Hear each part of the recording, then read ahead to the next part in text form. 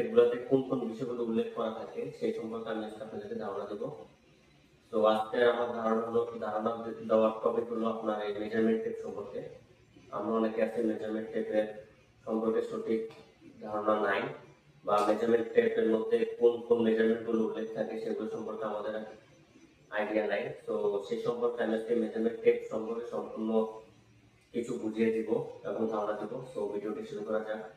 So আমরা প্রথমে আসি মেজারমেন্ট টেপের উপর অংশগুলো, যেমন এগুলো কোনটা নাম কি কী কাজে ব্যবহার করা হয়। যেমন উপরে আপনার লোহার যে অংশটি দেখতে পাচ্ছেন এটি হলো বেল্ট ক্লিপ, এবং নিচের যে অংশটি সেটি হলো ক্যাচ লেন্থ, এবং এখানে যে অংশ দেখতে পাচ্ছেন সেটি হলো মেজারমেন্ট টেপের কেস, এবং কালো যে অংশটি দেখতে পাচ্ছেন সেটি হলো থাম্ব লক, এবং